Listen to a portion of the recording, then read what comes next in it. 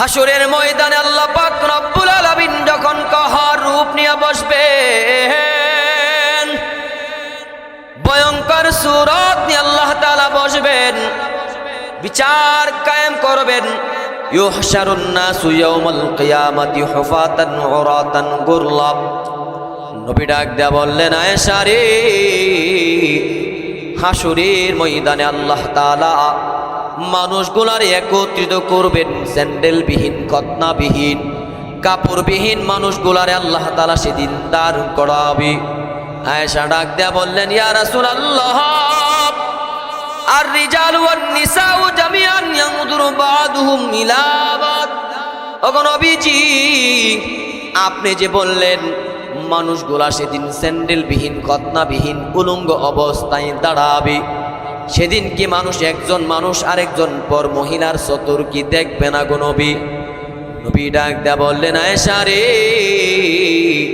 আল আমরু আশাদ্দু মিন আইয়ানজুরা বা'দুহুম ইলা বা'দ। ওরে আয়েশা শোনো, এমন একটা কঠিন অবস্থা হবে, উলঙ্গ অবস্থায় যতটা কঠিন অবস্থা হবে, এর চাইতে 1000 গুণ কঠিন অবস্থা হয়ে যাবে। 50,000 বছর চলে যাবে, মানুষগুলা বলতে পারবে না গায়ের মধ্যে জামা আছে নাকি নাই। ইয়ারুকুন নাসু ইয়াউমাল কিয়ামাতি হাত্তা ইয়াযহাবা আরাকুম ফিল আরদি 70 যিরা। নবী ডাক দেয়া বললেন, দুনিয়ার মানুষ, আল্লাহ তাআলা যখন বিচারের মাঠ কায়েম করবেন, মানুষগুলা গরমে গামবে, গামতে গামতে নিজের গাম হয়ে যাবে 70 গজ পর্যন্ত ছড়ায়া যাবে। আমার মুসলমান বাবাজি, পাড়ার ছেলে বলছি বিদায়, অবহেলা করবেন না, নবীর হাদিস থেকে বলতেছি। আল্লাহ নবী বলে, হাসরের ময়দানে মানুষগুলা বিচার করার জন্য যখন দাঁড়ায়া যাবে, মানুষগুলা গামবে, নিজের গাম গামতে গামতে 70 গজ পর্যন্ত ছড়ায়া যাবে। উলামায়ে কেরাম এখানে আছেন, জিজ্ঞাসা করে, নবীর হাদিস কোনোদিন মিথ্যা হতে পারে না। বাজারের মুহতামিম সাহেব ইউসুফ হাবিবি সাহেব উপস্থিত হয়ে গেছেন, জিজ্ঞাসা করেন, নবীর হাদিস মিথ্যা নয়। নবী আরো বলেন, ওয়ায়ুলজিমুহুম হাত্তা ইয়াবলুগা আদানাহুম। মানুষগুলা গাম এমন পরিমাণ, তার পাপ অনুযায়ী তার গাম হবে, কারো গাম হবে হাঁটু পর্যন্ত, কারো গাম হবে কোমর পর্যন্ত, কারো গাম হবে বুক পর্যন্ত, হাত্তা আদানাহুম, কান পর্যন্ত কেউ গামবে। গামতে গামতে সাঁতার কাটতে থাকবে। হাসরের মাঠ এমন করে আল্লাহ তাআলা, আমার আল্লাহর নাম যেমন ভয়ঙ্কর, আমার আল্লাহর নাম যেমন রহমান, যেমন দয়ার আল্লাহ, তেমন আমার আল্লাহ ভয়ঙ্কর কাহার। যখন ভয়ঙ্কর সূরত নিয়ে বসবে, নবীরা পর্যন্ত মাথা নিচু করে ফেলবে। ইয়াউমা ইয়াফিরুল মারউ মিন আখিহি ওয়া উম্মিহি ওয়া আবিহি ওয়া সাহিবাতিহি ওয়া বানি। ফাররা ইয়াফিরু মানে ভেগে যাওয়া মুসলমান বাবাজি। সেদিন ভাই ভাই থেকে পলায়ন করবে, বাবা তার সন্তানকে অস্বীকার করবে, বন্ধু বন্ধুকে অস্বীকার করবে। আম্মা জান নিজে না খাইয়া আমারে খাওয়াইছেন, আজকে কি একটু নেক দেওয়া যায় না? আম্মা জান অস্বীকার। এবার আব্দুল মুত্তালিব ডাক দেয়া বলে, হালিমা, তুমি তো মাত্র আরবের ব্যবসায়িক মহিলা, আরবের বাচ্চা ছাড়া অন্য কোনো বাচ্চা তুমি দেখো না। আমি হইলাম কাবার সভাপতি, সভাপতি হওয়ার কারণে বিভিন্ন মানুষ কাবা জিয়ারত করার জন্য আসি, বাচ্চা নিয়ে আসি। আমি দেখে দেখে জার ফুঁক করে দেয়। জীবনে কত বাচ্চা দেখলাম, কিন্তু আমার নাতি মুহাম্মদের মতো এত সুন্দর আমি আব্দুল মুত্তালিব জীবনে কোনোদিন দেখি নাই। এবার জিব্রাইল ডাক দেয়া বলে, আব্দুল মুত্তালিব, তুমি তো মাত্র কাবার সভাপতি, আমি হইলাম ফেরেশতাদের সভাপতি।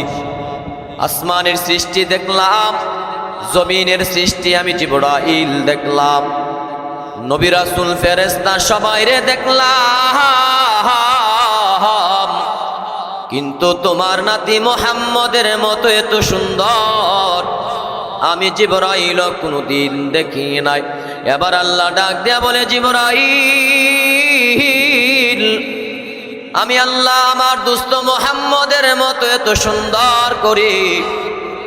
সুন্দর করে কোনো জিন জাতিকে বানায় নাই, এত সুন্দর করে কোনো মানুষ জাতিকে বানায় নাই, এত সুন্দর করে কোনো ফেরেশতা জাতিকে বানায় নাই, এত সুন্দর করে আসমানের সৃষ্টি বানায় নাই, এত সুন্দর করে কোনো জমিনের সৃষ্টি বানায় নাই।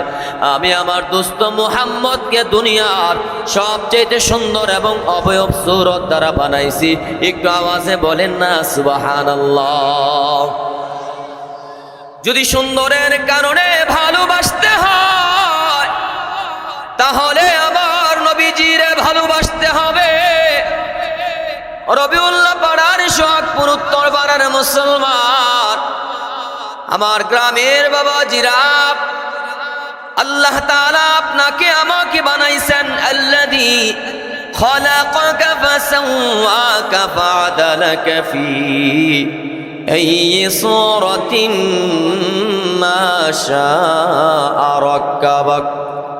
আল্লাহ আপনাকে আমাকে বানাইছেন, আল্লাহ যেমন করে চাইছেন এমন করে বানাইছেন। আল্লাহ কাউকে লম্বা বানাইছেন, কাউকে খাটো, কাউকে চিকন, কাউকে মোটা, কাউকে সুন্দর, কাউকে কালা বানাইছেন। আল্লাহ যেমন করে চাইছেন আল্লাহ তেমন করে বানাইছেন। আর কবি বলে কান্নাকা কদ খলিকতা কামা তাশাউ। মুহাম্মদ রাসূলকে যেন আল্লাহ বানাইছেন, মুহাম্মদ রাসূলের চাহিদা অনুযায়ী যেন আল্লাহ তারে বানাইছেন। মুহাম্মদ রাসূল যেমনে চাইছেন মুহাম্মদ রাসূলের চাহিদা অনুযায়ী যেন তারে আল্লাহ বানাইছেন। একটু আওয়াজে বলেন না সুবহানাল্লাহ। বলে আমার আপনার আল্লাহ বানাইছেন, আল্লাহ যেমন চাইছেন তো তেমন করে বানাইছেন। মুহাম্মদ রাসূল যেন এতটা সুন্দর, বলে আল্লাহর চাহিদা অনুযায়ী যেন তারে বানায় নাই। মানে মুহাম্মদ রাসূল যেমন করে চাইছেন আল্লাহ যেন মুহাম্মদ রাসূল তার চাহিদা অনুযায়ী যেন তারে বানাইছেন। একটু আওয়াজে বলেন না সুবহানাল্লাহ।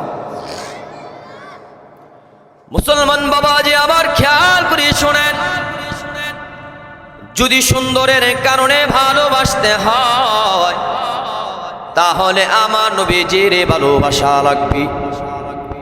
মা আয়েশা সিদ্দিকা ডাক দেয়া বলেন, দুনিয়ার মানুষ লানা শামসুন ওয়ালিল আফাকি শামসুন ওয়া শামসি আফজালু মিনাস সামাই ফাইন্না শামসান নাসি তাতলু বাদাল ফাজরি ওয়া শামসি তাতলু বাদাল ইশা।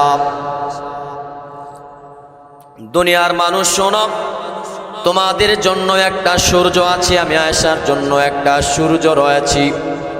তোমাদের সূর্যটা আসমানে উদিত হয় ফজরের পরে, আর আমি আয়েশার জন্য যে সূর্য আছে আমার স্বামী মুহাম্মদ নবী আমার ঘরে উদিত হয় এশারের পরে।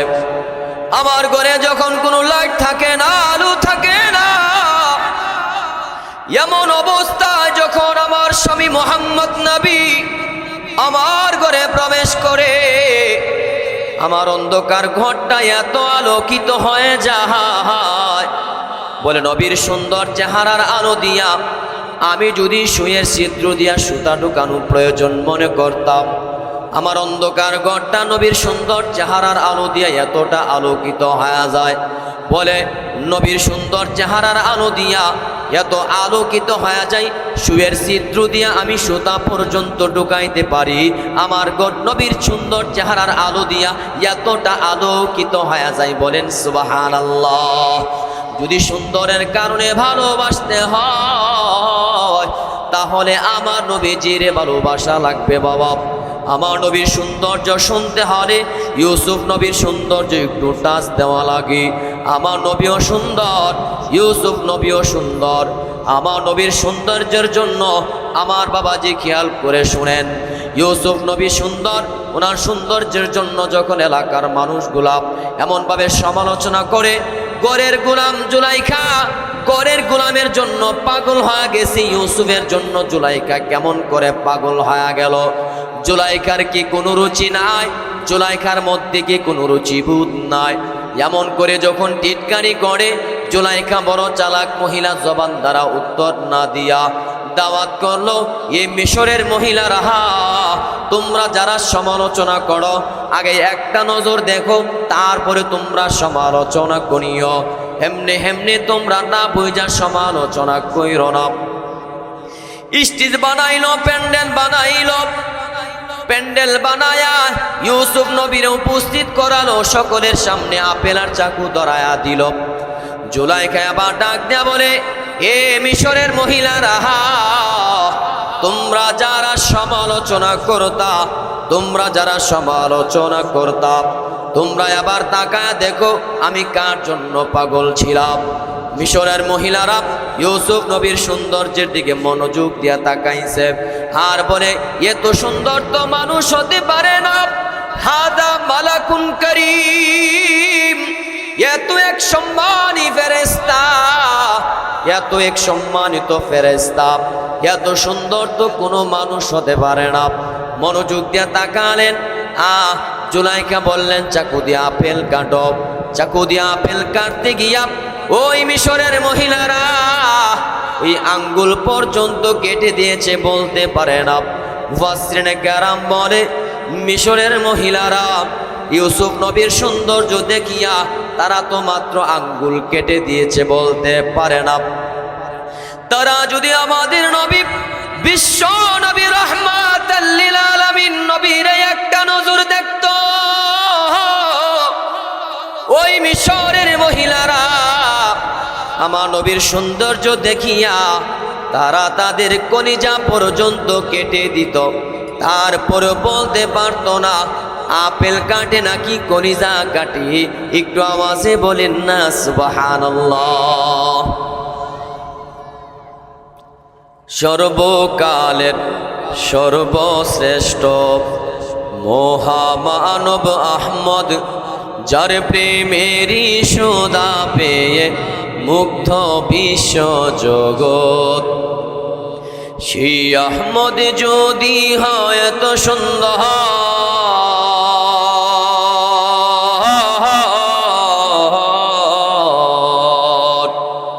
হরি আহমদ যদি হয় এত সুন্দর, তবে কত সুন্দর তুমি আল্লাহ, কত সুন্দর তুমি আল্লাহ। একটু আওয়াজে বলেন না আল্লাহু আকবার। যদি সুন্দরের কারণে ভালোবাসতে হয়, তাহলে আমার নবীজিকে ভালোবাসা লাগবে। মুসলমান বাবাজি আমার, খেয়াল করে শুনেন, 2 নাম্বার, মানুষ মানুষকে ভালোবাসে কামালিয়ত, যোগ্যতার কারণে মানুষ মানুষকে মোহাব্বত করে ভালোবাসি। যদি যোগ্যতার কারণে ভালোবাসতে হয়, তাহলে আমার নবীজিকেই ভালোবাসা লাগবে। কেমন যোগ্যতা আমার বাবাজি, ছোট্ট জবান দ্বারা কি বলবো নবীর যোগ্যতার কথা। ইহুদি ব্যক্তি একটা মৃত গুইসাপ নবীর কাছে নিয়ে আসলেন। মুহাম্মদ, যদি মৃত গুইসাপ জীবিত করতে পারো, তাহলে তোমার ধর্ম গ্রহণ করব। নবী ইশারা করে বললেন, রে ও মৃত গুইসাপ, আমি যদি সত্য নবী হয়ে থাকি, মুজিজার বরকতে জীবিত হয়ে যা। নবীজি ইশারা করতে দেরি হয়েছে, মৃত গুইসাপ জীবিত হইয়া ডাক দেয়া বলেন, রে ইহুদি, উনি যে মুহাম্মদুর রাসূলুল্লাহ সাল্লাল্লাহু আলাইহি ওয়াসাল্লাম নবী, এর মধ্যে কোনো সন্দেহ নাই। একটু আওয়াজে বলেন না সুবহানাল্লাহ। যোগ্যতা থাকলে মানুষ মহব্বত করে, বলে এর অনেক ভোট দিতে মন চায়, কেন বলে এর যোগ্যতা, এর দায়িত্ব খুব ভালো লাগে, ডাক্তার অনেক যোগ্যতা, ইঞ্জিনিয়ার অনেক যোগ্যতা, এর জন্য তারে মহব্বত করি। বলে আমার মুসলমান বাবাজি, যদি যোগ্যতার কারণেও ভালোবাসতে হয়, আমার নবীর মতো কোনো যোগ্যতাবান মানুষ হতে পারে না। কথা বলেন ঠিক কিনা? কেমন যোগ্যতা আমার নবীজির। বেঈমানরা নবীর কাছে আইসা বলে, মুহাম্মদ, তুমি যদি এমন করে চন্দ্র দ্বিখণ্ডিত করতে পারো, তোমার ধর্ম গ্রহণ করো। নবীজি শাহাদাত আঙ্গুল ইশারা করলেন, সাথে সাথে চন্দ্রটা দ্বিখণ্ডিত হয়ে দুই দিকে পড়ে যায়। বলেন আল্লাহু আকবার। মুসলমান বাবাজি আমার, যদি যোগ্যতার কারণে ভালোবাসতে হয় আমার নবীজিকেই ভালোবাসতে হবে। কেমন যোগ্যতা পান আমার নবী, খেয়াল করে শুনেন। নবী একদিন আলীরে সফর সঙ্গী বানায়া যুদ্ধের ময়দানে গেলেন। ক্লান্ত শরীর হয়ে গেছে। নবীজি আলীরে ডাক দেয়া বলে, আলী রে, আমি তো বড় ক্লান্ত হয়ে গেছি, তুমি একটা গাছ বের করো, গাছের নিচে আমি একটু আশ্রয় নিব। গাছের নিচে আমি একটু আশ্রয় করতে চাই, তুমি একটা গাছ বের করো, গাছের নিচে আমি একটু রেস্ট করব। অনেক কষ্ট করে খোঁজ করে আলী একটা গাছ বের করলেন। নবীকে বললেন, ওগো নবীজি, ইয়া রাসূলুল্লাহ, একটা গাছ পেয়েছি, আপনি আমার উরুর মধ্যে মাথা দিয়া রেস্ট করেন, আরামের ঘুমায়া যান। নবীজি ক্লান্ত শরীর নিয়ে ঘুমাইছি, ক্লান্ত শরীর নিয়ে নবীজি ঘুমায়া গেছি। আসরের সময় হয়ে গেল, কিন্তু নবীর ঘুম ভাঙ্গে না। এদিক দিয়ে আলী তাকায়া দেখে সূর্যটা নিবু নিবু ভাব। সূর্য যদি ডুইবা যায়, আসরের নামাজ তো কাজা হয়ে যাবে। নামাজ যদি কাজা হয়ে যায়, আল্লাহর কাছে কি জবাব দিব? টেনশনে পড়িয়া কান্না করেন। আরেক দিক দিয়ে সম্মানী মানুষ নবীজি আমার উরুর মধ্যে মাথা দিয়া শায়িত আছেন। উনাকে যদি ডাক দিয়ে আল্লাহ যদি নারাজ হয়ে যায়, দ্বিধায় পড়ে তিনি চোখের পানি ছাইরা কান্না করেন। এক ফোঁটা চোখের পানি নবীজির গা মুবারকে পড়ে যায়। নবীর ঘুম হালকা ছিল, নবী ঘুম থেকে ওইটা দেখি আলী তো কান্না করেন। ইয়া আলী লিমাদা তাবকি, কেন কান্না করো? আলী ডাক দেয়া বলেন, ওগো নবীজি, তাকায়া দেখেন না, সূর্যটা যেন নিবু নিবু ভাব। সূর্যটা ডুবে যাবে, আসরের নামাজ যেন পড়তে পারি না, এজন্য চোখের পানি ছাইরা দিয়া কান্না করি। এরে আলী, কেন ডাক দিলে না? ওগো নবীজি, আপনি সম্মানী মানুষ, আপনারে ডাক দিয়ে আল্লাহ যদি নারাজ হয়ে যায়, এজন্য আপনারে ডাক দেয় না। আল্লাহ নবী ডাক দেয়া বলে, আলী, কান্না করার কোনো প্রয়োজন নাই, নামাজ আল্লাহ তাআলা আমার মাধ্যমে পাঠাইছেন। বেনামাজিকে নামাজি বানানোর জন্য আল্লাহ আমারে পাঠাইছেন। আমার জন্য আল্লাহর কোনো বান্দার নামাজ কাজা হতে পারে না।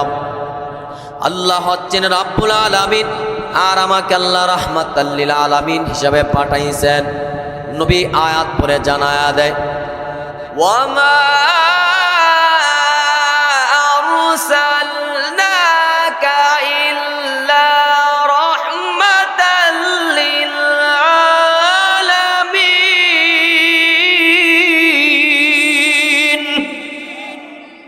আলী রে, কান্না করার কোনো প্রয়োজন নাই, টেনশন কইরো না। দেখছিনি নবী আলী সম্পর্কে বলেন, আলী তো জান্নাতি, জান্নাতের সার্টিফিকেট প্রাপ্ত একজন আলী। এক ওয়াক্ত নামাজ চলে যায়, কান্না করেন। আমরা তো কত আল্লাহর বান্দা, এত এত নামাজ চলে যায়, আমাদের নামাজের জন্য দিল কাঁদে না। মুসলমান বাবা, যে আমার যুবক ভাইয়েরা, যেদিন থেকে আপনি বালেগ হয়েছেন, আপনার আমলনামায় 5 ওয়াক্ত নামাজ ফরজ হয়ে গেছে। আপনি একদিন পড়লেন না, আপনার আমলনামায় 5 ওয়াক্ত নামাজ জমে গেল। 2 দিন পড়লেন না, 10 ওয়াক্ত নামাজ আপনার আমলনামায় জমে গেল। 3 দিন পড়লেন না, 7 দিন পড়লেন না, 35 ওয়াক্ত। 2 সপ্তাহ পড়লেন না, 70 ওয়াক্ত আপনার আমলনামায় নামাজ জমা হয়ে আসি। নামাজ এমন একটা ইবাদত, করলে আল্লাহর কাছে তওবা করলে হয়তোবা আল্লাহ তাআলা মাফ করে দিবেন। কিন্তু নামাজের ব্যাপারে কাজা না আদায় করলে শুধু তওবা দ্বারা নামাজ মাফ হবে না। পয়সা না পড়তে পারলে শুয়া নামাজ পড়েন, শুয়া নামাজ না পড়তে পারলে ইশারা দিয়া নামাজ পড়েন।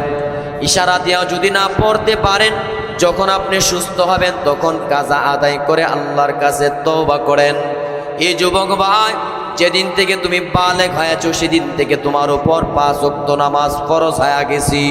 তুমি কি জানো, 1 ওয়াক্ত নামাজ যদি কোনো বান্দা ইচ্ছা করে কাজা করে, মানে ছাড়ে নাই, আসরের নামাজ ইচ্ছা করে মাগরিবের পরে পড়লো, কাজা করলো, নবী বলে 2,88,00,000 বছর তার জাহান্নামের আগুনে জ্বলা লাগবে। মুসলমান বাবাজি, নবীর হাদিস মিথ্যা নয়। দিন মিথ্যা হতে পারে, রাত মিথ্যা হতে পারে, কিন্তু নবীর হাদিস কোনোদিন মিথ্যা হতে পারে না। আজকে আমাদের ইয়াকিন দুর্বল। এখন যদি আগুন লেগে যায় আমরা সকলে দৌড়ায় পলায়ন করব, কিন্তু বেনামাজির কবরে আযাব চলবে, আগুন ধরবে, সেই ইয়াকিন কেন আমাদের ভিতরে পয়দা হয় না? রে আমার মুসলমান যুবক বাবাজিরা, যুবক ভাইয়ারা খেয়াল করে শুনেন, মুরব্বী বাবারা, কবর ডাক দেয়া বলে আনা বাইতুত তুরাব, আমি হচ্ছি মাটির ঘর, আনা বাইতুল গুরবা, আমি হচ্ছি অপরিচিত ঘর, আনা বাইতুদ দুদ, আমি হচ্ছি পোকা মাকড়ের ঘর। আমি কোনো চেহারা চিনি না, নাম ডাক চিনি না, আমি শুধু চিনি নেক আমল। নামাজ তুমি আনতে পারছো কিনা? নামাজ তুমি আনতে পারছো কিনা? তোমার নামাজের হিসাব তোমার থেকে নেওয়া হবে। জান্নাতের সার্টিফিকেট পাইল আলী, তারপরে নামাজের জন্য কত কান্না করেন। মুসলমান বাবা, আজ আল্লাহ নবী বলে, লা সাহমা ফিল ইসলাম লিমান লা সালাতা লাহু, যেই বান্দা নামাজ পড়ে না ইসলামে তার কোনো অংশ থাকে না। নবী আরো বলেন, আউয়ালু মা ইউহাসাবু বিহিল আবদু ইয়াউমাল কিয়ামাতিস সালাত, হাসরের ময়দানে সর্বপ্রথম হিসাব হবে নামাজের হিসাব। আমি যেমন ছোট মানুষ বলতেছি, মন গড়ামত কথা নয়, বুখারী শরীফের হাদিসের কথা। আমার থেকে বড় হুজুর এই কথাই বলবেন, আমার থেকে ছোট হুজুর এই কথাই বলবেন। 1,500 বছর পর্যন্ত এই হাদিস চলতেছে, কোনো মিথ্যা কেউ প্রমাণ করতে পারে না। কোরআনের বাণী আজ পর্যন্ত কে মিথ্যা প্রমাণ করতে পারে না। আল্লাহ তাআলা বলেন, নবী আপনি নামাজের পাবন্দি করেন, ফ্যামিলিকে নামাজের কথা বলেন। ওয়ামুর আহলাকা বিসসালাত ওয়াসতাবির আলাইহা, নামাজের কথা ফ্যামিলিকে বলেন, নিজেও নামাজের পাবন্দি করেন। নাহনু নারযুকুকা লা নাসআলুকা রিজকান, আমি আপনার কাছে রিজিক চাই না, আমি তো আপনাকে রিজিক দেব। মানে আপনার কোনো উম্মত যদি 5 ওয়াক্ত নামাজের হেফাজত করেন, ওই বান্দা রিজিকের দায়িত্ব আমি আল্লাহ স্বয়ং জিম্মা গ্রহণ করব। একটু আওয়াজে বলেন না সুবহানাল্লাহ। খেলায় খেলায় তো হায়াত চলে যায়। মুসলমান যারা নামাজ পড়ে তার জন্য রাত চলে যায়, যে নামাজ পড়ে না তার জন্য রাত চলে যায়। কিন্তু দেখা গেল দিন শেষে আপনার আমলনামায় 5 ওয়াক্ত নামাজ জমে গেল। 2 দিন পড়লেন না, জমে গেল। 3 দিন পড়লেন না, জমে গেল। কত অসুস্থ মানুষ আছে, ল্যাংরা আতর কানা আছে, নামাজ পড়ে, কিন্তু আমি কেন পারলাম না? একদিন হিসাব নেওয়া হবে, হায়াতের সময় কোন পথে কাটাইছো, একদিন আল্লাহর কাঠ গোড়ার সামনে দাঁড়া হিসাব দেওয়া লাগবে। জান্নাতের সার্টিফিকেট প্রাপ্ত আলী কান্না করেন। নবী ডাক দিয়ে বলে, আলী রে, কান্না করার প্রয়োজন নাই, আমি তো কুল কায়নাতের নবী, আমি সমস্ত নবীদের নবী, সূর্যের নবী, আমি চন্দ্রের নবী, আসমান জমিনের সবার নবী। এই কথা বলিয়া নবী ডাক দিয়া বলে, সূর্যরি, তুমি আসরের সময় যে স্থানে ছিল ওই স্থানে চলে যাও। আল্লাহু আকবার। নবীজি বলতে দেরি হয়েছে, সূর্যটা আসরের সময় যে স্থানে ছিল ওই স্থানে যাইতে দেরি করলো না। একটু আওয়াজে বলেন না সুবহানাল্লাহ। যদি যোগ্যতার কারণে ভালোবাসতে হয়, তাহলে আমার নবীজিকে ভালোবাসা লাগবে। কথা বলেন ঠিক কিনা? যার কথা সূর্য শুনে তার যোগ্যতা আছে না নাই? মুসলমান বাবাজি আমার, যদি যোগ্যতার কারণে ভালোবাসতে হয়, তাহলে আমার নবীজিকে ভালোবাসা লাগবে। 3 নাম্বার, মানুষ মানুষকে ভালোবাসে, নাওয়ালিয়ত ইহসানিয়ত, উপকার করলে মানুষ মানুষকে মহাব্বত করে ভালোবাসি। উপকার করলে বলে, আর আমি মহাব্বত করি অনেক কারণে, আমার জীবনে দাপে দাপে উপকার করছে, এই জন্য তারে মহাব্বত করি। কিন্তু কিছু কিছু ক্ষেত্রে এমনও হয় যে এর আমি জীবনে সবচেয়ে বেশি উপকার করলাম, এই আমার কপালটার মধ্যে লাথি মারলো, আমার গাড়ির মধ্যে কোরালটা মারলো, বলে উপকার সবচেয়ে বেশি করছি, সেই আমার ক্ষতিটা বেশি করছে। এগুলা সাধারণ অল্প হয়ে থাকে, বিরল। আর সাজকাল মাদুম, এগুলা না থাকার মতো। তবে স্বাভাবিক হচ্ছে উপকার করলে মানুষ মহাব্বত করে ভালোবাসে, এটাই স্বাভাবিক। মুসলমান বাবাজি, আমার নবী আপনাকে আমাকে কি পরিমাণ উপকার করেছেন একটু খেয়াল করে শোনেন। আল্লাহ নবী বলে, যারা পরিমাণ ইমানের বদলে যারে আমার আল্লাহ জান্নাত দান করবে, সে জান্নাতটা হবে আদ-দুনিয়া ওয়া আশারাতু আমসালিহা, দুনিয়া আরো 10-11টা দুনিয়া সম পরিমাণ আল্লাহ যারে ছোট্ট জান্নাত দান করবেন, জান্নাতটা এত বড় হবে। মুসলমান বাবাজি আমার খেয়াল করে শুনেন, ইমানের বদলে আল্লাহ এত বড় জান্নাত দান করবেন।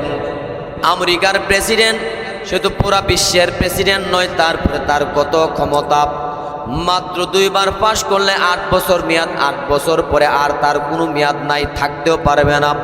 জনগণ চাইলেও আর প্রেসিডেন্ট হিসাবে তার কোনো অধিকার নাই থাকার। কিন্তু আমার আল্লাহ এত বড় জান্নাত দান করবেন, একদিন 2 দিনের জন্য নয়, চির আবাদুল আবাদ জান্নাত ইমানের কারণে মুমিনকে আল্লাহ তাআলা দান করবেন। আর এই ইমানদার হতে পারছি, এই জান্নাত পাবো ইমানের কারণে, ইমানদার হতে পারছি নবীর মেহনতের কারণে। কারণ আমাদেরকে ইমানদার বানাইতে গিয়া নবীজি এই পরিমাণ কষ্ট করেছেন, রক্ত জড়ালেন ইমানের দাওয়াত দিতে গিয়া, তাইফে রক্ত জড়ালেন, উহুদে রক্ত জড়ালেন, নবীজি নিজের জন্মস্থান ত্যাগ করলেন। আমাদেরকে ইমানদার বানাইতে গিয়া নবীজি যেই পরিমাণ কষ্ট সহ্য করলেন, সমস্ত নবীর কষ্টকে যদি একদিকে রাখা হয় আর আমার নবীর কষ্টকে যদি একদিকে রাখা হয়, সমস্ত নবীর কষ্টের চাইতে আহারে আমার নবীর কষ্টের পাল্লা পারি হয়ে যায়। আমাদেরকে ইমানদার বানাইতে গিয়া তাইফের ময়দানে রক্ত জড়ালেন। তাইফের ময়দানে যখন নবী গেলেন, তাইফের লম্পট ছেলেরা নবীরে পাগল বলে বলে পাথর মারে, লোহার আংটা দিয়ে টানে, টানতে টানতে রক্ত জড়তে জড়তে নবী এক পর্যায়ে বেহুশ হয়ে যায়। আমার নবী বেহুশ হওয়া এটা কোনো সাধারণ কথা নয়, কারণ আমার নবীর গায়ে একাই 4000 পুরুষের সমপরিমাণ শক্তি তার গায়ে। এমন একজন মানুষকে কি পরিমাণ মারলে তিনি বেহুশ হয়ে যায়। নবী সহ্য করতে পারলেন না, নবী আবার ডাক দিয়ে বললেন, মালিক আপনি কি বেঈমানদের হাতে আমারে তুইলা দিয়েছেন? দেখেন না বেঈমানরা আমারে মারতে মারতে কোন দশা করেছি, আমারে রক্তাক্ত করে দিয়া আমারে তারা কোন অবস্থা করেছেন। আল্লাহ আমার কি অপরাধ? আমি তো ইমানের দাওয়াত নিয়ে আসছি, আমি তো আপনার কালিমার দাওয়াত নিয়ে আসছি, আমারে কেন তারা এমন করে মারে? আল্লাহ ডাক দেয়া বলে, জিবরাইল আর দেরি করো না, আমার দোস্তরে বেঈমানরা মারতেছে, যাও আমার দোস্ত যা বলে তুমি পুঙ্খানুভাবে পালন করো, আমার দোস্ত যা বলবে তুমি পুঙ্খানুভাবে তা পালন করো। জিবরাইল আয়েশা বললেন, ইয়া রাসূলুল্লাহ নবী গো, আপনি শুধু অনুমতি দেন, 2 পাশের পাহাড় চাপা দিয়া ধ্বংস করে দিব।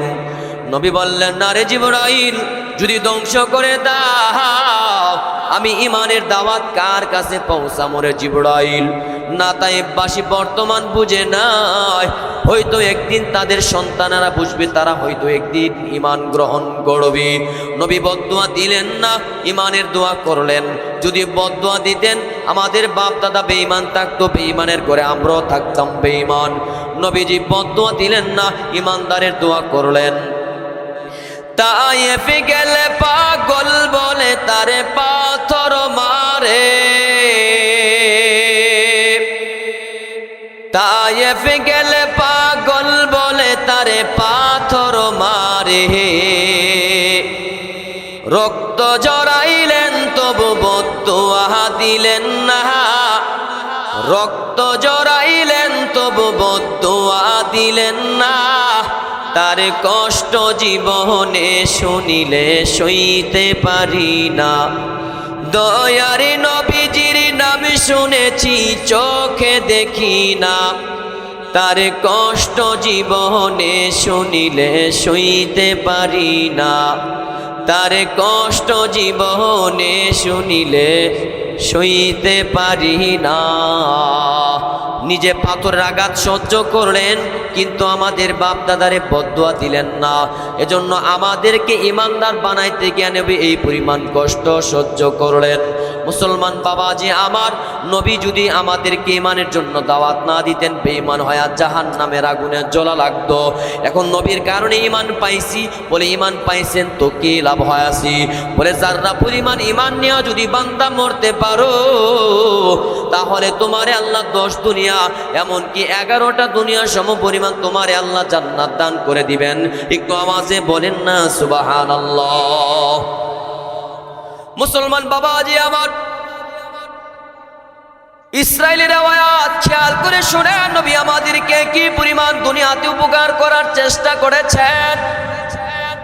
যদি উপকার করার কারণে ভালোবাসতে হয়, তাহলে আমার নবীজিকে ভালোবাসা লাগবে। কেন জানেননি নবী কি পরিমাণ আমাদের জন্য মেহনত করেছেন বাবা? ইসরায়েলের আয়াত, তারপরে কিতাবের মধ্যে ঘটনা এসেছে। নবীর সন্ধান 3 দিন পাওয়া যায় না। নবীর খোঁজ নেওয়ার জন্য সারা মদিনাবাসী পাগল পাড়া হয়ে গেল। কি ব্যাপার, বেঈমানরা নবীজিরে মেরে ফেললো নাকি? নবীর তো কোনো সন্ধান পাওয়া যায় না। দিক দিগন্তে ছুটছে, নবীরে বেঈমানরা মুনাফিকরা মেরে ফেললো নাকি? না, কোথাও নবীর সন্ধান পাওয়া যায় না। আবু বকর আর ওমর গেলেন মরুভূমির দিকে। মরুভূমির রাখালের ব্যক্তির সাথে সাক্ষাৎ হয়ে যায়। রাখাল ব্যক্তি আমাদের নবী বিশ্ব নবী রহমাতাল লিল আলামিন নবীরে দেখছুনি? বিশ্ব নবী রহমাতাল লিল আলামিন নবীকে চিনি না, তবে একজন মানুষ দেখছি কি যে পাহাড়ের চূড়ায় কি যে বইলা বইলা কান্দে। লোকটা তোমাদের কেউ যদি হায়া থাকে তারে বাড়িতে নিয়ে যাও, না হয় লোকটার কান্নার সাথে সুর মিলায়া আমার উঠবে না দুম্বা গোলা কান্না করে করে মারা যাবে। লোকটা যদি তোমাদের কেউ হায়া থাকে তারে তোমরা বাড়িতে নিয়ে যাও। পাহাড়ের চূড়ায় গেলেন, গিয়া দেখে ঠিক হইতো নবীজি কান্না করেন। মুসলমান বাবাজি আমার, নবীজি উম্মতি উম্মতি বলে কান্না করেন। আবু বকর ডাক দিয়া বললেন, ইয়া রাসূলুল্লাহ, নবীজি আপনি কান্না করতেছেন, আর এদিক দিয়ে মদিনাবাসী মনে করছে বেঈমানরা আপনারে মেরে ফেললো নাকি? উম্মতের মায়া এখানে কান্না করছেন, উম্মতি উম্মতি বলে আর কান্না করবেন না। মাথা উঠায়া মদিনায় চলেন। নবী মাথা উঠাই না মদিনায় যায় না। আবু বকর ডাক দিয়া বললেন, জীবনে যা নেক কামাইলাম আপনার উম্মতের জন্য হাদিয়া দিলাম। তারপরে নবী মাথা উঠাই না। এবার ওমর ডাক দিয়া বললেন, ইয়া রাসূলুল্লাহ, আপনার মাথা আনতে গিয়া নিজের মাথা কুরবান করে দিয়েছি। ওগো নবীজি, উম্মতের মায়ায় আর কান্না করবেন না, মাথা উঠান আর কান্না করবেন না। নবী মাথা উঠায় না। ওমর বললেন, ইয়া রাসূলুল্লাহ, জীবনে যা নেক কামাইলাম আপনার উম্মতের জন্য হাদিয়া দিলাম। তারপরে নবী মাথা উঠায় না। ব্যর্থ হইয়া এমন করে চইলা গেলেন আবু বকর আর ওমর রাদিয়াল্লাহু তাআলা আনহুমা। আলীর সাথে সাক্ষাৎ হয়ে যায়। আলী ডাক দিয়া বলে, আবু বকর, খালি হাতে ফিরলা, নবীর কি সন্ধান তুমি পাও নাই? পাহাড়ের চূড়ায় কি করে উম্মতের মায়ায় তিনি কান্না করেন? কি করতে হবে? বলে, ফাতেমার কথা হয়তো তিনি শুনবেন। ফাতেমা গেলেন, ইয়া রাসূলুল্লাহ, আব্বা জান, আজকে 3 দিন হয়ে গেল উম্মতের মায়া নিজের কলিজার ফাতেমারে পর্যন্ত ভুলে গেলেন নাকি? আজকে যুদ্ধের ময়দানে যাওয়ার আগে আমি ফাতেমার চেহারাটা দেখা যুদ্ধের ময়দানে যান। যুদ্ধের ময়দান থেকে ফেরার পরে সর্বপ্রথম আমি ফাতেমার চেহারাটা দেখে আপনি শান্ত হন। আজকে 3 দিন হয়ে গেল উম্মতের মায়া নিজের কলিজার ফাতেমারে পর্যন্ত ভুলে গেলেন নাকি? আব্বা জান, মাথা উঠান আর কান্না করবেন না। কিন্তু নবী মাথা উঠায় না। ফাতেমা ডাক দেয়া বলেন, বাবা, জীবনে জানে কামাইলাম উম্মতের জন্য হাদিয়া। নবী তারপরে মাথা উঠায় না। এবার ফাতেমা বলে, আপনার উম্মতের জন্য আমার হাসান আর হুসাইনকে মান্নত করিলাম, শহীদের মান্নত করিলাম। নবী মুচকি হাসি দিয়া ডাক দেয়া বলেন, আম্মা জান, তোমার হাসান আর হুসাইনকে আমার উম্মতের জন্য আল্লাহ তাআলা কবুল করে নিয়েছেন। একটু আওয়াজে বলেন না সুবহানাল্লাহ। যদি উপকার করার কারণে ভালোবাসতে হয় আমার নবীকেই ভালোবাসা লাগবে। 4 নাম্বার, মানুষ মানুষকে ভালোবাসে কারাবিয়ত, রক্তের সম্পর্ক থাকলে মানুষ মানুষকে মোহাব্বত করে ভালোবাসি। রক্তের বাবা, রক্তের চাচা, রক্তের মামা, রক্তের সম্পর্ক থাকলে মানুষ তারে মোহাব্বত করে ভালোবাসে। চুরে গেছে চুরি করত, ডাকাত গেছে ডাকাতি করত, সিএনজির পর্দা খুলে দেখে আপন চাচা, আরে বেটা রাখ রাখ, এখানে আমার চাচা আছে, আপন চাচা, এখান থেকে কোনো ডাকাতি চলবে না। ডাকাত মানুষ তো নরম দিলের মানুষ, তো ডাকাতি করতে পারে না। সারাদিন ডাকাতি করছে, মানুষ মারধর করছে, রাতের বেলা আইসা নিজের সন্তানকে চুমু খায়, কোলে নেয়, কারণ নিজের রক্তের সন্তান, রক্তের সম্পর্ক থাকলে মানুষ মোহাব্বত করে। পুলিশ গেছে ঘুষ খাইতো, যায় দেখে আপন মামা, আরে বেটা রাখ, এটা আমার আপন মামা, গেলে ঘুষ খাইলে আম্মার কাছে নালিশ দিব, এখানে ঘুষ খাওয়া চলবে না, সাবধান, দূরে চলে যায়। ঘুষখোর যত বড় পুলিশ হোক না কেন, রক্তের সাথে গাদ্দারি করে না। রক্তের কারণেই মানুষ মানুষকে ভালোবাসে। যদি রক্তের কারণেও ভালোবাসতে হয়, আমার নবীজিকে ভালোবাসা লাগবে। কথা বলেন ঠিক কিনা? কেন কেন মুসলমান বাবাজি আমার, হাসরের ময়দানে আল্লাহ পাক রব্বুল আলামিন যখন কাহার রূপ নিয়ে বসবেন, ভয়ঙ্কর সূরত নিয়ে আল্লাহ তাআলা বসবেন, বিচার কায়েম করবেন। ইউহশারুন নাসু ইয়াউমাল কিয়ামাতি হুফাতান উরাতান গুরলা। নবী ডাক দেয়া বললেন, আয়েশা রে, হাসরের ময়দানে আল্লাহ তাআলা মানুষগুলার একত্রিত করবেন, স্যান্ডেলবিহীন, খতনাবিহীন, কাপড়বিহীন মানুষগুলারে আল্লাহ তাআলা সেদিন দাঁড় করাবে।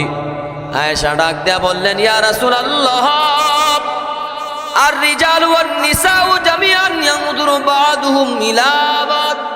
ওগো নবীজি, আপনি যে বললেন মানুষগুলা সেদিন স্যান্ডেলবিহীন, খতনাবিহীন, উলঙ্গ অবস্থায় দাঁড়াবে, সেদিন কি মানুষ একজন মানুষ আরেকজন পর মহিলার সতর কি দেখবে না গো নবী? নবী ডাক দেয়া বললেন, আয়েশা রে, আল আমরু আশাদ্দু মিন আইয়ানজুরা বা'দুহুম ইলা বা'দ।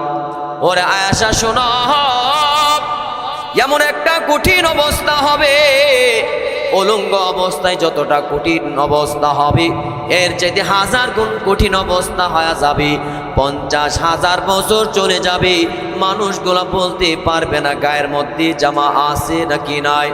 ইয়ারুকুন নাসু ইয়াউমাল কিয়ামাতি হাত্তা ইয়াযহাবা আরাকুম ফিল আরদি 70 জিরা।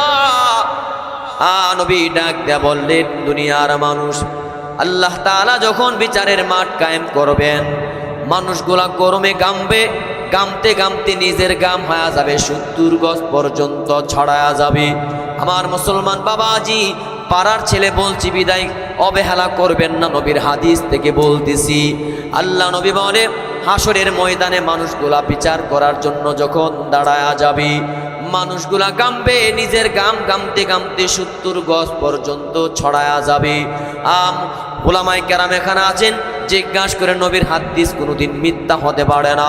বাজারের মুহতামিম সাহেব ইউসুফ হাবিবি সাহেব উপস্থিত হয়ে গেছেন, জিজ্ঞাসা করেন, নবীর হাদিস মিথ্যা নয়। নবী আরো বলেন, ওয়ায়ুলজিমুহুম হাত্তা ইয়াবলুগা আদানাহুম।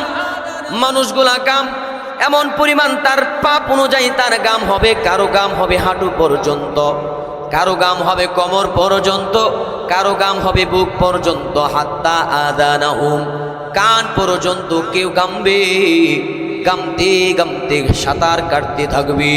হাসরের মাঠ এমন করে আল্লাহ তাআলা, আমার আল্লাহর নাম যেমন ভয়ঙ্কর, আমার আল্লাহর নাম যেমন রহমান, যেমন দয়ার আল্লাহ, তেমন আমার আল্লাহ ভয়ঙ্কর কাহার।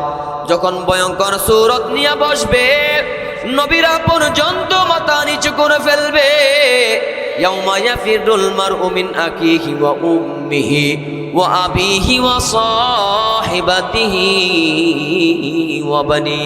ফাররা ইয়াফিরু মানে ভেগে যাওয়া। মুসলমান বাবাজি, সেদিন ভাই ভাই থেকে পলায়ন করবে, বাবা তার সন্তানকে অস্বীকার করবে, বন্ধু বন্ধুকে অস্বীকার করবে। আম্মা জান নিজে না খাইয়া আমারে খাওয়াইছেন, আজকে কি একটু নেক দেওয়া যায় না? আম্মা জান অস্বীকার করবে, স্বামী তার স্ত্রীকে অস্বীকার করবে, স্ত্রী তার স্বামীকে অস্বীকার করবে। সবাই সবাইকে অস্বীকার করবে। শুধু তাই নয়, আল্লাহ তাআলা নিজেই বলেন, আল-ইয়াউমা নাখতিমু আলা আফওয়াহিহিম ওয়া তুকাল্লিমুনা আইদিহিম ওয়া তাশহাদু আরজুলুহুম বিমা কানু ইয়াকসিবুন। বান্দারে সেদিন জবানের মধ্যে মোহর মেরে দেওয়া হবে। ওয়া তুকাল্লিমুনা আইদিহিম, বান্দারে সেদিন তোমার হাত আমি আল্লাহর সামনে কথা বলবি। ওয়া তাশহাদু আরজুলুহুম বিমা কানু ইয়াকসিবুন। ও বান্দা, সেদিন তোমার পাটা সেদিন সাক্ষী হয়ে যাবে, পা সাক্ষী হয়ে যাবে, চোখ সেদিন সাক্ষী হয়ে যাবে। আলাম নাজআল লাহু আইনাইন, বান্দা তোমার দুইটা চোখ কি আমি আল্লাহ দান করি নাই? সেদিন চোখ সাক্ষী হয়ে যাবে। ওয়া লিসানা ওয়া শাফাতাইন, জিহ্বা সেদিন সাক্ষী হয়ে যাবে। ইয়াউমা ইদিন তুহাদ্দিসু আখবারাহা, জমিন সেদিন সাক্ষী হয়ে যাবে, সব সেদিন সাক্ষী হয়ে যাবে। এমন একটা কঠিন অবস্থা হয়ে যাবে, মানুষগুলা দেখবে মাতা পিতা তো দূরের কথা, নিজের দেহটা আজকে নিজের বিরুদ্ধে হয়ে যায়। পেরেশান হইয়া আদম নবীর কাছে যাবে। আদম নবী, আপনি তো প্রথম নবী, আজকে একটু আমাদের জন্য সুপারিশ করে দেন না। আদম নবী বলবে, গন্ধম ফল খাইছিলাম, জরিমানা লাগে কিনা টেনশনে আছি, না আমার দ্বারা সম্ভব না। যাও ইব্রাহিম খলিলুল্লাহর কাছে যাও। ওগো নবী ইব্রাহিম খলিলুল্লাহ, আপনি তো আল্লাহর একজন খলিল, আল্লাহর একজন দুস্থ প্যারা নবী, আজকে আল্লাহর সামনে একটু কথা বলে দেন না। ইব্রাহিম নবী বলবে, আমার দ্বারা সম্ভব না। যাও মুসা নবীর কাছে যাও। ওগো নবী মুসা দৈনিক তুরে সাইনার মধ্যে আল্লাহর সাথে কথা বলেছেন, কথা বলতে বলতে আপনার নাম হয়ে গেছে মুসা কালিমুল্লাহ।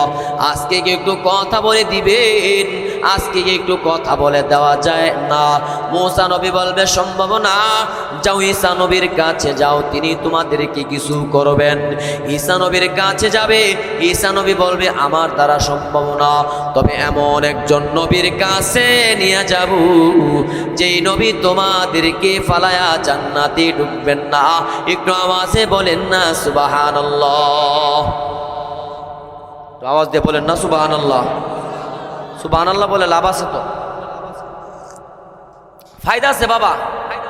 আমি ছোট মানুষ দিকে সুবহানাল্লাহ বললে তার মানে আপনার সওয়াব কম হবে না। একটু আওয়াজে বলেন সুবহানাল্লাহ। সুবহানাল্লাহ শব্দের অর্থ আল্লাহ পবিত্র। বলেন সুবহানাল্লাহ শব্দের অর্থ কি? আল্লাহ পবিত্র। আল্লাহর পবিত্রতার সাক্ষ্য দিলে লাভ আছে। কেমন লাভ? ইউসুফ আলাইহিস সালাম ছিলেন পৃথিবীর শ্রেষ্ঠ খাদ্যমন্ত্রী। 7 বছর আল্লাহ ফসল হয় নাই, আল্লাহ জানাই দিয়েছে 7 বছর ফসল হবে না, 7 বছর অনেক ভালো হবে, এটা দিয়া জমা করে এমনভাবে স্টক দিয়া তুমি চালাই নিও। শুধু মিশর না, আশপাশে কেনান রাষ্ট্র পর্যন্ত, আশপাশের রাষ্ট্র পর্যন্ত তিনি চালাইছেন। বিভিন্ন রাষ্ট্র থেকে আসছেন ত্রাণ নেওয়ার জন্য। ইউসুফ নবী যখন ত্রাণ দিতেছে তখন এক ব্যক্তি বারবার ত্রাণ চাইতেছে।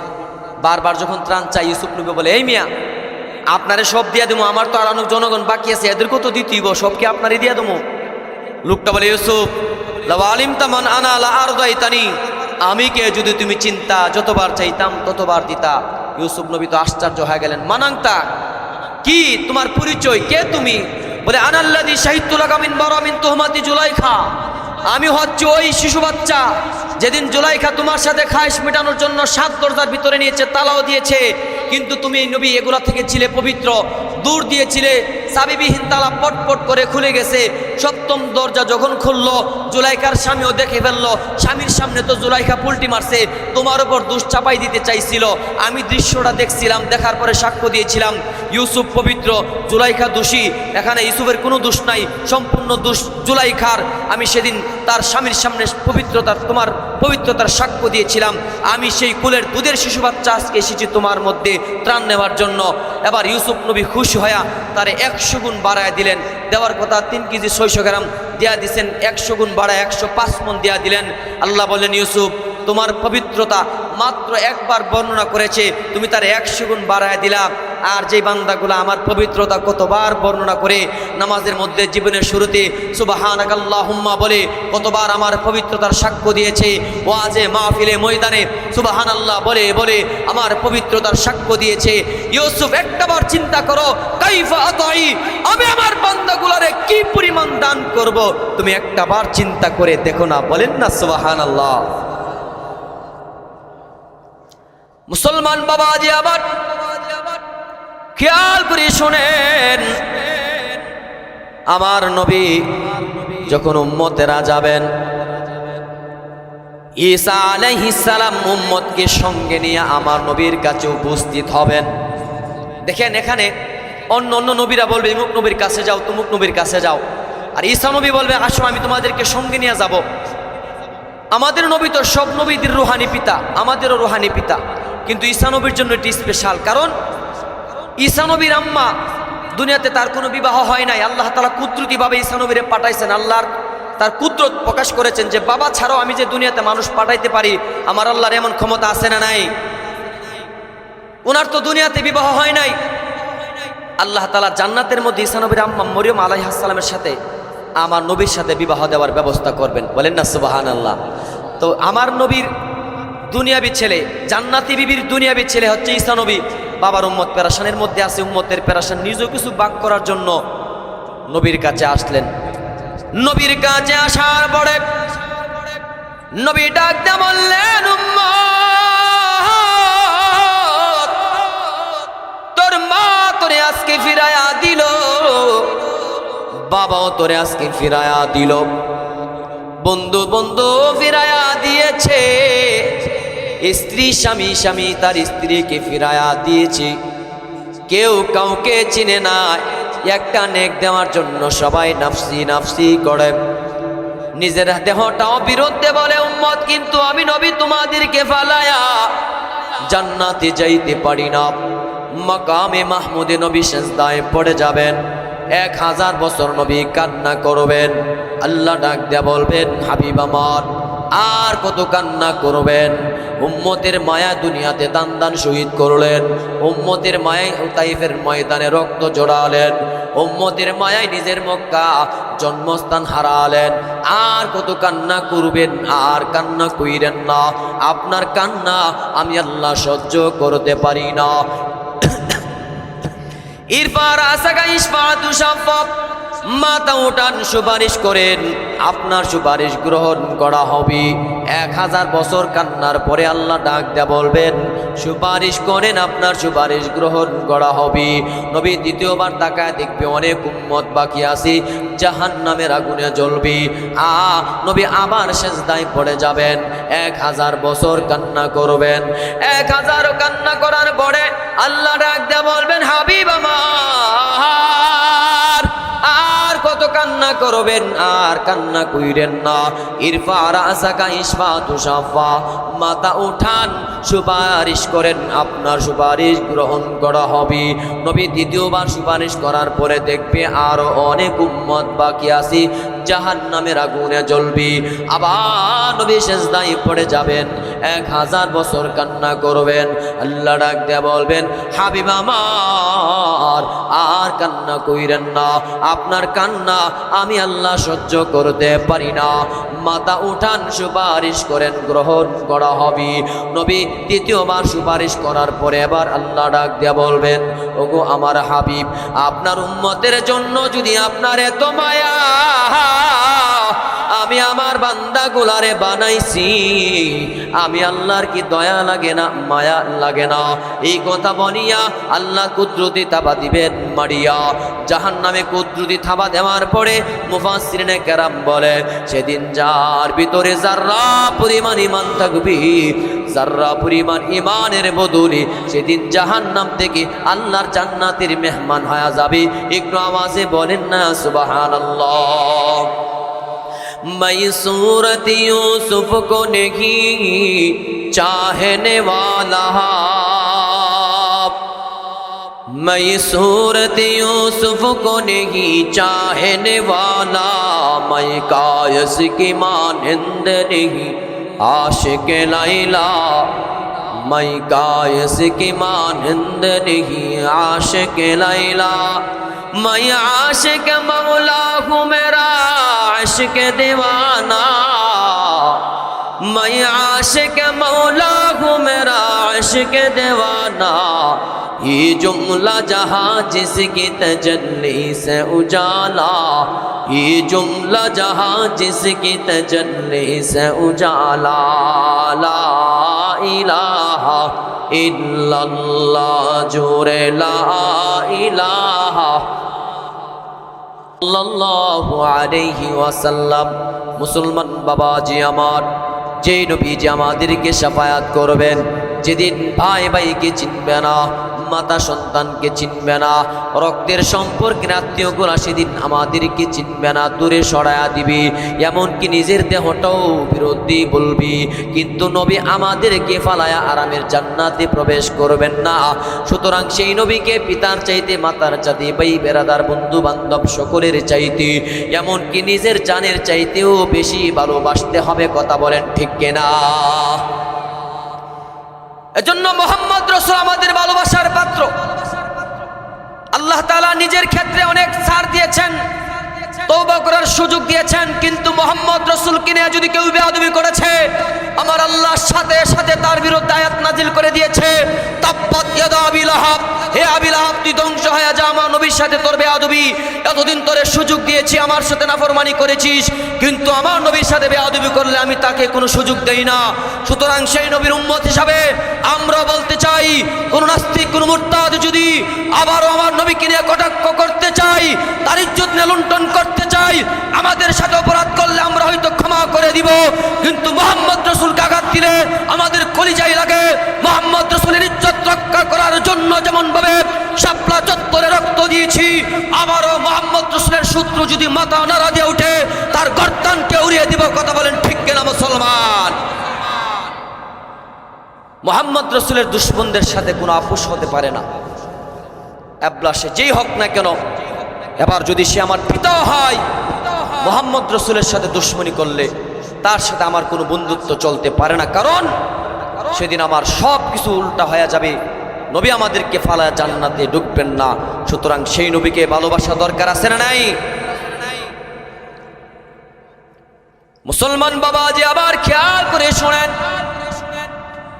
আল্লাহ নবী বলে, তোমরা যদি আমার শাফায়াত পেতে চাও, ইন্না আউলান নাসি বি আকসারুহুম আলাইয়া সালাতান, আল্লাহর নবী বলেন, তোমরা যদি আমার শাফায়াত পেতে চাও, বেশি বেশি দুরূদ পড়ো, দুরূদ পড়নেওয়ালারা শাফায়াত পাওয়ার জন্য হকদার হয়ে যাবে। নবী আরো বলেন, মান সাল্লা আলাইয়া আশরান ফি আউয়ালিন নাহার ওয়া আশরান ফি আখিরিন নাহার, আল্লাহর নবী বলে, সকালবেলা 10 বার, সন্ধ্যাবেলা 10 বার কোনো উম্মত যদি আমি নবীর উপর দুরূদ পাঠ করে, নালাতু শাফাতি ইয়াউমাল কিয়ামah, হাসরের ময়দানে ওই উম্মতকে সুপারিশ করে জান্নাতে নিয়ে যাওয়া আমি নবীর উপর ওয়াজিব হয়ে যায়। সকালবেলা 10 বার, সন্ধ্যাবেলা 10 বার, সাল্লাল্লাহু আলাইহি ওয়াসাল্লাম, সাল্লাল্লাহু আলাইহি ওয়াসাল্লাম। সকালবেলা 10 বার, সন্ধ্যাবেলা 10 বার যে উম্মত আমি নবীর উপর দুরূদ পাঠ করবি, হাসরের ময়দানে উম্মতকে সুপারিশ করে জান্নাতে নিয়ে যাওয়ার আমি নবীর উপর দায়িত্ব হয়ে যায়। বলেন সুবহানাল্লাহ।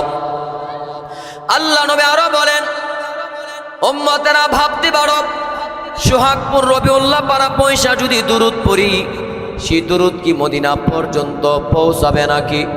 আল্লাহ নবী বলে, ইন্না লিল্লাহি মালাইকা সাইয়াহিনা ফিল আরদ, আল্লাহ নবী বলে, উম্মতেরা শোনো, তোমরা যারা দুরূদ পড়ো, রবিউল্লাহ পাড়া কেউ দুরূদ পড়া, পশ্চিম পাড়া কেউ দুরূদ পড়া, ওই পাড়া ইমুক পাড়া তুমুক পাড়া, এই গ্রাম ওই গ্রাম, Bangladesh, America, London, Canada, Europe দেশ, আরবে আজমে যে যেখানে দুরূদ পড়ো, দুরূদগুলো সংগ্রহ করার জন্য আল্লাহ তাআলা ফেরেশতা নিয়োজিত করে দিয়েছেন।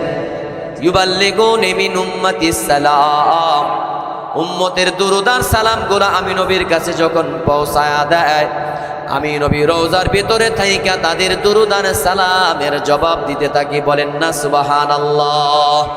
পাইলে নীরব লাহি গো নবী, পাইলে নিরালায়। দুই কদমে সালাম দিব, দুই কদমে সালাম দিব, চরণ ধুলি মাখবো গায়। পাইলে নিরালাই গো নবী, পাইলে নিরালায়। দয়ালে নবী কত দূরে, রহিত সাগরের তীরে। দয়ালে নবী কত দূরে, রহিত সাগরের তীরে। মদিনার ওই সোনার ঘরে, মদিনার ওই সোনার ঘরে আছেন তিনি সর্বদাই। পাইলে নিরালাই গো নবী, পাইলে নিরালাই। উম্মতি উম্মতি বলে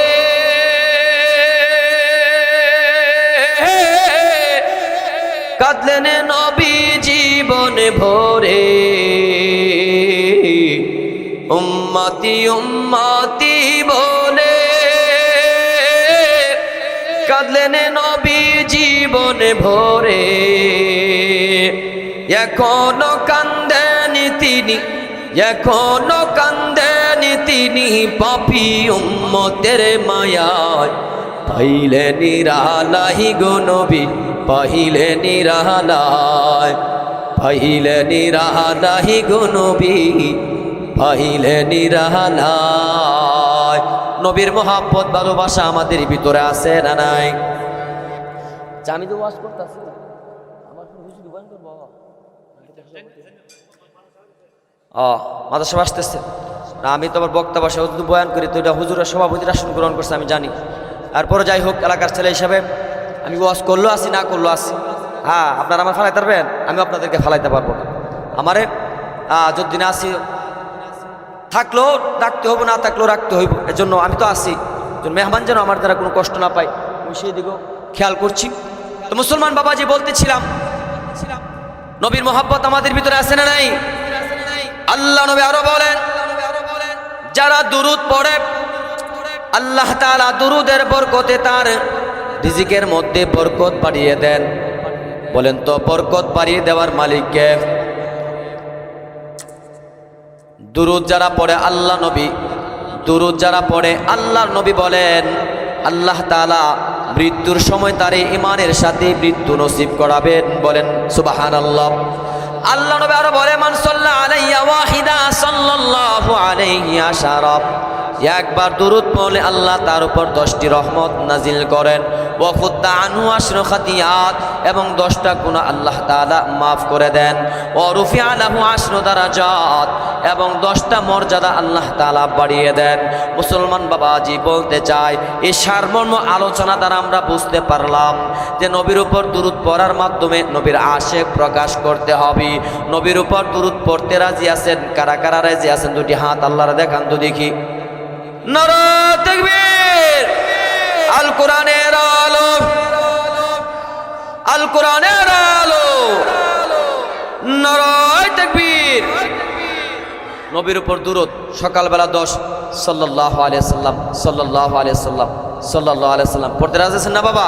এই ছোট্ট একটা আমল অনেক জায়গায় আমি যাওয়ার চেষ্টা করি, আমরা ইনশাআল্লাহ আমল করার চেষ্টা করব। দুরূদ পড়লে ইনশাআল্লাহ সমাজে তার গ্রহণযোগ্যতা বেড়ে যাবে, আল্লাহ রিজিকের বরকত বাড়িয়ে দিবেন। যে বান্দা দুরূদ পড়ে কুল কায়নাত তার জন্য মাগফিরাতের দোয়া করে, বলেন না সুবহানাল্লাহ। আল্লাহ তাআলা নিজে বলেছেন হাদিসে কুদসির মধ্যে, মান সাল্লা আলাইকা সাল্লাইতু আলাইহি, আপনার উপর যে দুরূদ পড়ে আমি তার উপর শান্তি বর্ষণ করি, রহমত বর্ষণ করি। ওমান সাল্লামা আলাইকা সাল্লামতু আলাইহি, আপনার উপর যে সালাম প্রেরণ করে আমি তার উপর শান্তি বর্ষণ করি। মুসলমান বাবাজি, এজন্য আমি আলোচনা রীতি টানতে চাচ্ছি দুরূদের আমল দিয়ে, নবীর মহব্বতের আর ভালোবাসা দিয়ে। শেষমেশ একটা কথা আপনাদের কাছে, একটা দাবি রেখে যায়। আচ্ছা, শেষমেশ একটা দাবি আপনাদের মধ্যে রেখে যায়। সামনে তো একটা নির্বাচন আসতেছে 12 তারিখ, মনে রাখবেন আল্লাহর তাআলা নিজে বলেছেন, আর রিজালু কাওয়ামুনা আলান নিসা, আমি পুরুষ জাতিকে শ্রেষ্ঠত্ব দিয়েছি মহিলা জাতির উপর। 2,24,000 মতান্তরে 1,24,000 আল্লাহ তাআলা নবী পাঠাইছেন, একজন কিন্তু মহিলা পাঠায় নাই। তার মানে মহিলা পর্দা করতে হবে। মহিলাদেরকে নবী পাঠাইলে বিভিন্ন মানুষের সমাজে যেতে হবে, দিনের দাওয়াত দিতে হবে, যুদ্ধ জিহাদ করতে হবে। এগুলো মহিলার কাজ নয়। সমাজ পরিচালনা করার কাজ এগুলো মহিলাদের নয়। পুরুষ পরিচালনা করার দায়িত্ব আল্লাহ তাআলা দিয়েছেন। আপনি যদি সামনে যে এটা আসতেছেন, আপনি যদি একজন মহিলাকে নির্বাচিত করতে চান, বোঝা গেল আল্লাহ যে 2,24,000 নবী পাঠাইছেন, মহিলা পাঠায় নাই, আপনি বোঝাতেছেন আল্লাহ আপনি ভুল করছেন, আমি মহিলা এখন নেতা বানাইতে চাচ্ছি। এজন্য আমি আপনাদেরকে বলতে চাই, একটা অনুরোধ করব, আপনি যারে মন চা তারে দিবেন, কিন্তু একজন আলেম সামনে আসতেছে, তিনি একজন কারা নির্যাতিত আলেম, তিনি দীর্ঘদিন জেলও খেটেছেন। আমি অন্য কোনো দাবি রাখবো না, যেহেতু একজন আলেম সেই হিসেবে আমিও একজন ছোট্ট আলেম হিসেবে দাবি রাখছি, উনি যদি সংসদে যায়, বিগত বছর আমরা দেখেছি কোরআনের বিরুদ্ধে অনেক আইন হয়েছে কিন্তু প্রতিবাদ হয় নাই, ইসলামের বিরুদ্ধে অনেক আইন হয়েছে কিন্তু সেখানে প্রতিবাদ হয় নাই। কিন্তু আমরা চাই কিছু তারা বুক টান করে প্রতিবাদ করবে, এমন কিছু আলেম সংসদে যাক, এমন কিছু আলেম সংসদে যাক। আমরা কারা কারা চাই দেখি, যারা ইসলামের বিরুদ্ধে আইন করতে চায়, তাদের বিরুদ্ধে প্রতিবাদ করবে, এমন আলেম সংসদে যাক। আমরা সবাইকে চাই।